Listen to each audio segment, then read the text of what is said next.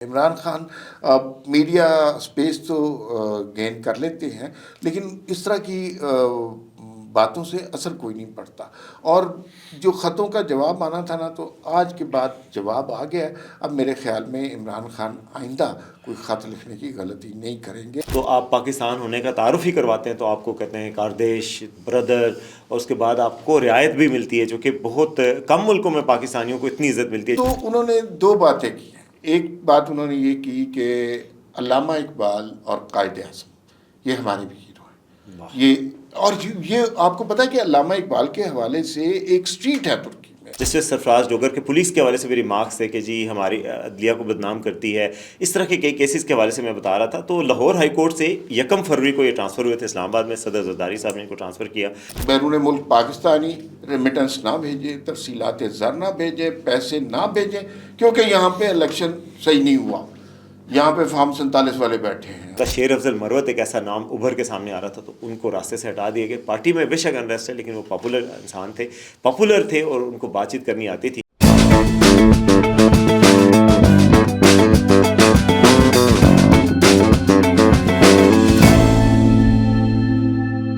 جناب السلام علیکم، وی ٹاک کے ساتھ میں اور وسیم عباسی آپ کی خدمت میں حاضر ہے۔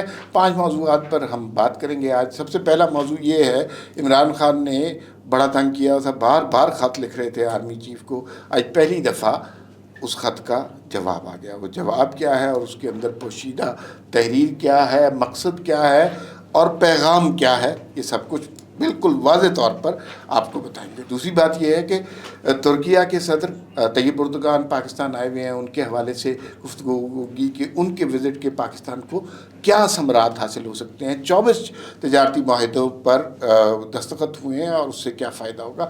جسٹس سرفراز ڈوگر نے اپنا چارج سنبھال لیا ہے، ایک مقدمے کا فیصلہ بھی کر دیا ہے۔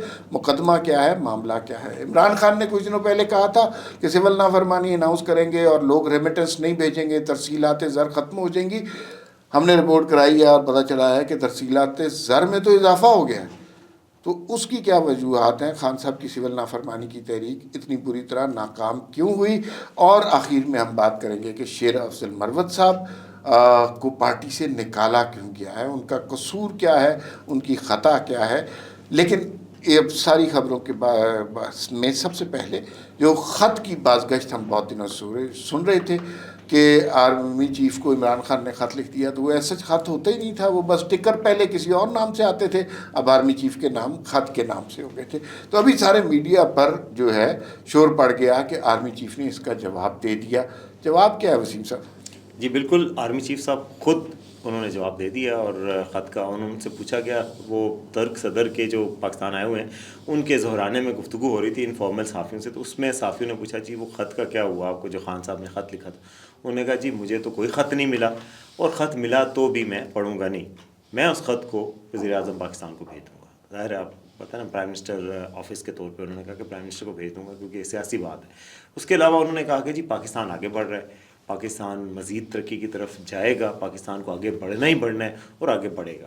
تو بیسیکلی انہوں نے یہ ساری چیز کو ختم کر دیا۔ اصل بات تو یہ بیانیہ تھا نا ایک عمران خان جملہ صاحب، انہوں نے ایڈ کیا، انہوں نے یہ کہا کہ یہ جو خط ہے نا یہ سب چالیں ہیں اور اس کا کوئی فائدہ نہیں ہے۔ دیکھیے مجھے یوں لگتا ہے کہ موجودہ قیادت اور سیاسی اور عسکری قیادت ایک مشن ہے، ایک آبجیکٹو ہے، اور وہ پاکستان کی ترقی، پاکستانی معیشت کی ترقی ہے، اور جو بھی شخص میں رکھنا ڈالنے کی کوشش کر رہا ہے وہ ریاست کا دشمن کنسیڈر کیا جا رہا ہے۔ عمران خان میڈیا سپیس تو گین کر لیتے ہیں، لیکن اس طرح کی باتوں سے اثر کوئی نہیں پڑتا، اور جو خطوں کا جواب آنا تھا نا، تو آج کے بعد جواب آ گیا ہے۔ اب میرے خیال میں عمران خان آئندہ کوئی خط لکھنے کی غلطی نہیں کریں گے۔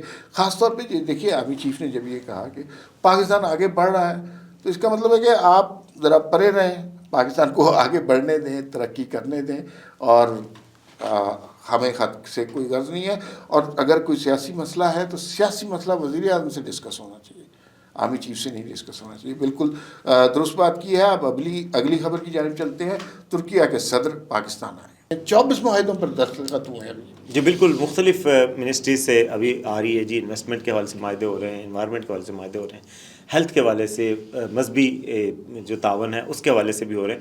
تو اور اسلام آباد کی ایک شاہراہ جو ہے ابھی انڈر پاس F8 اور F9 کے درمیان جو کھل رہا ہے اس کو بھی معزز صدر کے نام سے منسوب کیا جا رہا ہے. تو اردوان اور پاکستان کے تعلقات ہمیشہ سے اچھے رہے ہیں. ترکیہ کے تعلقات ہمیشہ سے اچھے ہیں. آپ کو پتہ ہے ہمارے صاحب کہ اگر آپ ترکی کبھی گئے ہوں تو آپ پاکستان ہونے کا تعارف ہی کرواتے ہیں تو آپ کو کہتے ہیں کاردیش بردر، اور اس کے بعد آپ کو رعایت بھی ملتی ہے جو کہ بہت کم ملکوں میں پاکستانیوں کو اتنی عزت ملتی ہے جتنی کہ ترکیہ میں ملتی ہے. تو یہ ہمیشہ میں بھی گیا ہوں، مجھے بھی اسی طرح فیل ہوا اور بہت اچھا لگتا ہے، ایسے جیسے جڑواں بھائی ہوں. اور یہ بات لیڈرشپ اور عوام دونوں میں ریفلیکٹ کرتی ہے. تو جو لیڈرشپ ہے، اور خاص طور پہ جب سے اردوان صاحب وہاں پہ اعلان اقتدار پہ ہیں، پاکستان کے تعلقات بہت اچھے رہے ہیں مختلف امور پہ، فلسطین کے معاملے پہ، کشمیر کے معاملے پہ. آپ کو پتہ ہے پاکستان قبرص کے معاملے پہ ترکی کا ساتھ دیتا، ترکی ہمیشہ کشمیر کے معاملے پہ پاکستان کا کھل کر ساتھ دیتا ہے. انڈیا میں باقاعدہ ترکی کو پاکستان کا ایسا الہی سمجھا جاتا ہے جس کے خلاف وہاں پہ سوشل میڈیا پہ پوسٹیں بھی ہوتی ہیں، اور دفاعی طور پہ تعاون بھی ہمارا ہوتا ہے. ہم ان کے ایئر فورس کے جو شوز ہوتے ہیں اس میں جاتے ہیں، وہ ہمارے آتے ہیں. میں ایک ترکی کے ٹی وی پہ چلنے والا ایک کلپ دیکھ رہا تھا جس میں پاکستانی جنرل نے کہا تھا کہ ترکی کو جب ضرورت پڑے ہمارے طیارے حاضر ہیں. تو اس بات پہ بڑا اپریشیٹ ان کو کیا جاتا ہے کہ یار یہ ہوتی ہے برادر ملک. تو آپ کو پتہ تحریک خلافت سے ہی برصغیر کے مسلمانوں کا ترکی سے تعلق ہے. وہ تعلق دن بدن بڑھتا جا رہا ہے، ہمیشہ بڑھتا ہے. یہاں پاک ترک اسکول ہے، وہاں پر آج گئی بھی تھیں ان کی اہلیہ جو فرسٹ لیڈی ہیں ترکی کی، وہ بھی گئی تھیں. مختلف معاہدوں پر دستخط ہو رہے ہیں. تو ایک یہ بھی بات ہے، اور ایک دوسری خوشائند بات یہ بھی ہے کہ پاکستان میں ہائی پروفائل وزٹس ہو رہے ہیں اور بڑی بڑی شخصیات آ رہی ہیں، معاہدے ہو رہے ہیں، ایک اچھی اکنامک ایکٹیویٹی جنریٹ ہو رہی ہے. ایمبیئنس اچھا کریٹ کرنے میں کامیاب ہو گئے ہیں. دیکھیے جو ترک صدر نے آج گفتگو کی ہے اس کے اندر 2-3 باتیں بہت امپورٹنٹ تھیں. انہیں پتہ ہے، جو آپ کا دوست ملک ہوتا ہے انہیں پتہ ہوتا ہے کہ پاکستان کے عوام کو کون سی چیزیں بہتر لگیں گی، کون سی چیزیں ان کو خوش آئیں گی. تو انہوں نے 2 باتیں کی ہیں. ایک بات انہوں نے یہ کی کہ علامہ اقبال اور قائد اعظم یہ ہمارے بھی ہیرو ہیں. یہ آپ کو پتہ ہے کہ علامہ اقبال کے حوالے سے ایک اسٹریٹ ہے ترکی میں، اور میں جب ترکی گیا تو وہاں پر آپ کو بس تعارف کرانا ہوتا ہے کہ آپ پاکستان سے آئے ہیں، اور وہ اتنا احترام کرتے ہیں، اتنی عزت کرتے ہیں کہ جس کی شاید مثال کہیں اور نہیں ملتی. ورنہ پاکستانیوں کو باقی دنیا میں کسی اور نظر سے دیکھا جاتا ہے، لیکن ترکی میں بہت زیادہ عزت دی جاتی ہے. دوسرا جو امپورٹنٹ اسٹیٹمنٹ آج ترکی کے صدر کی جانب سے آئی، انہوں نے کہا کہ دہشت گردی کی جنگ میں ہم آپ کے ساتھ ہیں، اور یہ ہمیشہ کی طرف سے اسٹیٹمنٹ ہے. یہ دیکھیے اس میں 2 طرح کے اسپیکٹ ہیں. ایک تو یہ تعلق 2 طرفہ ہے، ایک طرفہ نہیں ہے. ترکی میں زلزلہ آیا تھا، بڑا خوفناک زلزلہ آیا تھا، اور وہاں پر پہلے پہنچنے والی شخصیات میں کون تھا؟ شہباز شریف صاحب گئے تھے.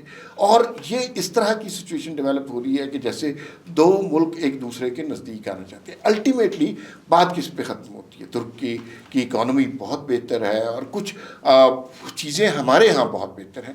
$5 ارب کے یہ معاہدے سائن ہوئے ہیں. دعا کیجیے کہ یہ مٹیریلائز ہو جائیں تو یہ پاکستان کی اکانومی کے لیے، دونوں ملکوں کے 2 طرفہ تعاون کے لیے، 2 طرفہ تجارت کے لیے بے انتہا اچھا شگون ہے. تمام تر مخالفتوں کے بعد چیف جسٹس سرفراز ڈوگر صاحب اسلام آباد کے بن گئے. کنٹروورسی بھی ایک ڈیولپ ہوئی ہے، تو وہ کنٹروورسی کیا ہے؟ اچھا، جسٹس سرفراز ڈوگر صاحب یہ جون 2015 میں لاہور ہائی کورٹ میں تعینات ہوئے تھے. جیسے سرفراز ڈوگر صاحب کے حوالے سے تاکہ ان کے متعدد کیسز ہیں. ایک شہباز شریف صاحب کی ضمانت بھی ان پہ مشتمل ایک بینچ تھا، اس نے ضمانت دی تھی. اس کے علاوہ پچھلے سال جب لاہور ہائی کورٹ اور الیکشن کمیشن کے درمیان ایک تنازع چلا تھا کہ ٹریبیونل میں کتنے ججز دیے جائیں گے، 9 ججز مانگے جا رہے تھے، اور انہوں نے 2 ججز لاہور ہائی کورٹ کی طرف سے دیے گئے تھے. تو اس میں جسٹس سرفراز ڈوگر بھی شامل تھے. جسٹس سرفراز ڈوگر کے پولیس کے حوالے سے بھی ریمارکس تھے کہ جی ہماری عدلیہ کو بدنام کرتی ہے. اس طرح کے کئی کیسز کے حوالے سے میں بتا رہا تھا. تو لاہور ہائی کورٹ سے 1 فروری کو یہ ٹرانسفر ہوئے تھے اسلام آباد میں. صدر زرداری صاحب نے ان کو ٹرانسفر کیا. اس کے بعد تنازع ڈیولپ ہوا. کچھ وکلا تنظیموں نے کہا جی سینیارٹی کا مسئلہ ہے کہ یہ سینئر موسٹ جج نہیں ہیں، ہو سکتے یہ ان کو ادھر آ کے اپنا الگ اوتھ لینا پڑے گا، اور جس دن اوتھ لیں گے اس دن سے ان کی سینیارٹی کاؤنٹ ہوگی. لیکن یہ ریپرزنٹیشن چیف جسٹس اسلام آباد ہائی کورٹ جو فارمر چیف جسٹس اسلام آباد ہائی کورٹ جسٹس عامر فاروق، انہوں نے مسترد کر دی تھی. تو اس کے بعد اب ساری ان کی رکاوٹیں دور ہو گئیں. رات گئے آج وزارت قانون کی طرف سے ان کا نوٹیفیکیشن جاری ہوا تھا قائم مقام چیف جسٹس کے طور پہ. آج انہوں نے اپنی ذمہ داریاں سنبھال لی، بلکہ ایک کیس بھی سنا. ایک ایم پی اے تھے، لا میکر ہیں PTI کے ہی جو ملنا چاہتے تھے عمران خان صاحب سے، تو اس کو 20 دن کی اگلی کی تاریخ دے دی کہ اس کا معاملہ انہوں نے کورٹ اتھارٹیز کے سپورٹ کر دیا، جیل اتھارٹیز کے سپورٹ کر دیا. تو یہ ان کا ہے پروفائل. اور لیکن یہ ہے کہ بڑی حیرت انگیز بات تھی، کیونکہ اسلام آباد ہائی کورٹ میں کئی ججز تیار بیٹھے تھے کہ وہ چیف جسٹس بنیں گے. اگر جسٹس عامر فاروق ایلیویٹ ہوتے ہیں تو جسٹس محسن اختر کیانی بنے گے، لیکن محسن اختر کیانی نہیں بنے. ابھی ان کا اوتھ جو ہے وہ کل ایکسپیکٹڈ ہے کہ صدر اسد الداری ان سے اوتھ لیں گے. جی اصل میں نا دیکھیے، جو کچھ اس سے توقع یہ کرنی چاہیے کہ وہ جو ایک ہنگامہ سا برپا ہے، جس میں یہ جو خط لکھے جا رہے ہیں، رکے بازی ہو رہی ہے سپریم کورٹ میں، مجھے یہ بری لگتی ہے، کسی کی طرف سے بھی ہو، چاہے قاضی فائز عیسیٰ کی طرف سے ہو. اس سے جو بھائی آپ نے پورے ملک کو انصاف دینا ہے، آپ اپنا تماشا بنا رہے ہوتے ہیں، تو جو تقدیس ہے کورٹ کی وہ مجروح ہوتی ہے. اور اس سے پہلے جس طرح کے خط لکھے گئے، جس طرح کی چیزیں کریٹ کی گئیں، اور یوں لگا کہ جیسے اسلام آباد میں، مجھے وہ چیف جسٹس کے ریمارکس بہت اچھے ہیں. انہوں نے کہا جی کہ جب وہ ججز بھی لگائے تھے تو انہوں نے کہا بھائی وفاق میں سارے ججز لگا سکتے ہیں اور ایک گلدستہ ہے، ہر رنگ کا پھول ہونا چاہیے. وہ جب ججز تعینات کیے، پھر ان کے حوالے سے اب جب سینیارٹی کے ایشو پہ بھی ایک کنٹروورسی ڈیولپ کی گئی، اور پھر مجھے بہت تکلیف ہوئی. دیکھیے، آپ محسن اختر کیانی صاحب نے جو کچھ کیا، آپ چیف جسٹس نہیں بنے، آپ کے خیال میں آپ کے ساتھ زیادتی ہے، لیکن آپ اب اس طرح کیوں کہہ سکتے ہیں کہ سب کچھ کلیپس ہو گیا؟ صرف آپ کی اپوائنٹمنٹ نہیں نہ ہوئی، پورا ملک تو تباہ نہیں ہو گیا. تو وہ کہ ادارے کلیپس ہو گئے، سیاہ پارلیمان تباہ ہو گئی، یہ وہ. تو ایاز صادق نے بڑا اچھا اس کا نوٹس لیا تھا کہ پارلیمان ہم چلا رہے ہیں، یہ ہمیں چلانے دیں، آپ اپنی نوکری کریں، آپ چیف جسٹس نہیں بنے، آپ بیٹھ کے جج کے فرائض سر انجام دیں. تو یہ توقع کرنی چاہیے کہ وہ جو سلسلہ، وہ جو سینہ گزٹ کانسپریسی تھیوریز کورٹ کے حوالے سے چل رہی تھی، وہ اب ختم ہو جائیں گی، اور یہ چیف جسٹس صاحب آگے ہوئے ہیں اور انصاف لوگوں کو ملے گا. ایک اور خبر جو ہے وہ بڑی حیران کن خبر ہے. عمران خان صاحب نے اعلان کیا کہ بیرون ملک پاکستانی ریمیٹنس نہ بھیجے، ترسیلات زر نہ بھیجے، پیسے نہ بھیجیں، کیونکہ یہاں پہ الیکشن صحیح نہیں ہوا، یہاں پہ فارم 47 والے بیٹھے ہیں، اور یہ سب کچھ وہ پولیٹیکل نریٹو جو ہے. اچھا، اس کا اثر کیا ہونا چاہیے تھا؟ ہم ہمیشہ سے یہ سمجھتے ہیں کہ تحریک انصاف کا سب سے بڑا کلاؤڈ جو ہے وہ بیرون ملک پاکستان ہے. تو یہ تو فوراً پاکستانی کی معیشت کو نقصان پہنچنا تھا، فٹافٹ حالات خراب ہونے تھے، اور وہ عمران خان سے معافی مانگتے، یہ وہ. لیکن کچھ بھی نہیں ہوا، بلکہ الٹا اثر ہو گیا کہ بیرون ملک پاکستانیوں نے عمران خان کی اس کال کے بعد زیادہ پیسے بھیجنا شروع کر دیے. یہ زیادہ پیسے کیسے بھیجنا شروع کر دیے؟ دیکھیں جی، بالکل. اور یہ کہا جاتا ہے خان صاحب تو فائنل کال کے بعد کہہ رہے تھے کہ ایک ایسا کام کرنے لگے ہیں، کئی ان کے حامی یوٹیوبرز کہہ رہے تھے خان صاحب ایسی کال دیں گے کہ سب ارریلیونٹ ہو جائے گا، سب کچھ بدل جائے گا. لیکن کچھ بھی نہیں بدلا، بلکہ بدلا کیا کہ پچھلے مہینے دسمبر کے مہینے کے ریمیٹنسز کا ڈیٹا آیا اسٹیٹ بینک کا، اس میں $3 ارب پاکستانیوں نے بھیجے ہیں، جو کہ اس سے پچھلے سال کے مقابلے میں 25% زیادہ تھے. پھر جو پچھلا پورا 6 ماہ ہیں اس میں جو ہمارے ریمیٹنسز آئے ہیں وہ $20 ارب ہیں، جو کہ پچھلے 6 ماہ کے مقابلے میں جو کرسپونڈنگ پیریڈ ہوتا ہے اس میں 5 ارب زیادہ ہے. پہلے $15 ارب آئے تھے، اب 20 ارب. اور ابھی جو ماہرین سے ہماری بات ہوئی ہے تو وہ یہ کہہ رہے ہیں کہ اگلے 6 ماہ میں مزید اضافہ ہوگا. ریمیٹنسز لوگ اپنے گھر کو بھیجتے ہیں، یہی بات ہم پہلے بھی کہتے ہیں. جس دن عمران خان صاحب نے کال دی تھی، ہم نے اس دن بھی، ہماری شو حاضر ہے اس میں ہم نے کہا تھا کہ یہ ریمیٹنسز وہ ہیں جو سعودی عرب میں لوگ بیٹھے ہیں، UAE میں لوگ بیٹھے ہیں، جو پاکستانیز اپنے گھروں میں گھر کا چولہا چلانے کے لیے، والدین کی دوائی لینے کے لیے، بچوں کی فیس ادا کرنے کے لیے دیتے ہیں. یہ کیسے روک سکتے ہیں؟ اچھا، اور انہوں نے کہا تھا ہنڈی کے راستے بھیجیں. ہنڈی کے راستہ کوئی فائدہ نہیں ہوتا کہ ڈالر کا ریٹ جو بینک کا ہے اور جو اوپن مارکیٹ کا وہ ایک جیسا ہے. تو حکومت نے جو میئرز لیے تھے اسی لیے کہ انڈاکومنٹڈ اکانومی ختم ہو سکے، تو اس وجہ سے اب لوگوں کو سوٹ ہی نہیں کرتا کہ وہ ہنڈی کے راستے بھیجیں. تو یعنی انلیگل والا اور ساری کال ناکام ہوئی ہے، اور اب جو ہے ریمیٹنسز بڑھ رہے ہیں. اچھا، میرے خیال میں ان بائس رہنا چاہیے. عمران خان کی کال پہ لوگوں نے لب بیک نہیں کہا. یہاں پہ بھی 2 فیکٹر ہیں جو پولیٹیکل فیکٹرز نہیں ہیں، ان کو بھی سمجھنا چاہیے. ایک تو یہ حکومت نے جو کریک ڈاؤن کیا نا ہنڈی والوں پر، اس کا بہت اچھا امپیکٹ ہوا. دوسرا، ان مہینوں میں یہ ترسیلات زر زیادہ ہوں گی، اگلے مہینوں میں پھر کم ہو جائیں گی. وجہ کیا ہے؟ یہ رمضان کا مہینہ ہے، آنے والا ہے. تو جو باہر بیٹھے ہوئے ہیں، کسی نے صدقہ کرنا ہے، خیرات کرنا ہے، چیریٹی کرنی ہے، تو اس مد میں لوگ بہت زیادہ پیسے بھیجتے ہیں یا اپنے گھر والوں کو زیادہ خرچہ بھیجتے ہیں. اور رمضان کے فوراً بعد عید ہے، عید میں بھی لوگ اپنی فیملی کو زیادہ پیسے دینے کی کوشش کرتے ہیں یا بھجوانے کی کوشش کرتے ہیں. تو یہ فیکٹر بھی امپورٹنٹ ہے. آج سے 4 مہینے کے بعد یہ فیکٹر نہیں رہیں گے بڑی عید گزرنے کے بعد, تو حالات مختلف ہو جائیں گے. ذرا بتائیں نا, شیر افضل مروت نے کو پارٹی سے ہی نکال دیا یار آپ لوگوں نے. دیکھیں جی, شیر افضل مروت صاحب کا فائنلی نوٹیفیکیشن بھی آ گیا. پہلے کہا گیا تھا, مجھے بڑا افسوس ہوا ویسے یار, اگر عمران خان صاحب کے بعد کوئی پارٹی میں ایسا لیڈر تھا فائر برانڈ جو بات کرتا تھا تو وائرل ہوتی تھی, وہ شیر افضل مروت تھے, جن کے ساتھ عوامی سپورٹ بھی تھی. آپ دیکھیں وہاں پہ انہوں نے جلسے کیے, کتنے بڑے بڑے جلسے کیے تھے, اور جس وقت پوری پارٹی 9 مئی کے بعد چپ تھی, اس وقت شیر افضل مروت سامنے آئے تھے اور باہر نکلے تھے. لیکن انفارچونیٹ ہے کہ ان کا سفر ختم ہو گیا پارٹی کے ساتھ. میں آپ کو بتاؤں کہ ہمارے ذرائع کے مطابق کے پی میں اس بات پر پارٹی میں بھی بہت زیادہ تشویش پائی جاتی ہے, اور ان کے ورکر جو کارکن ہیں, خاص طور پہ لکی مروت میں جو ان کا علاقہ ہے, اس میں تو لوگ اگر آج لوگ کہتے ہیں کہ یہ الیکشن دوبارہ لڑے تو یہ پھر جیت سکتے ہیں. ان کی اتنی پاپولیرٹی ہے, ان کی پرسنل پاپولیرٹی ہے, لوگوں کے ساتھ کنیکٹ کرتے ہیں, بات اچھے طریقے سے کر لیتے ہیں. تو یہ وجہ, اور انہوں نے ہاتھ ملا لیا تھا کہ جی خواجہ آصف سے ہاتھ کیوں ملایا, دوسرا کیا, تھوڑی سی مناسب بات کیوں کر لی. انہوں نے کل پرسوں کے نواز شریف کا بھی کہا کہ وہ ایک اچھے لیڈر ہیں, پہلے پھر بھٹو کی بات کی کہ وہ پاکستان کے قومی لیڈر اور پیپلز پارٹی کا بھی کہا.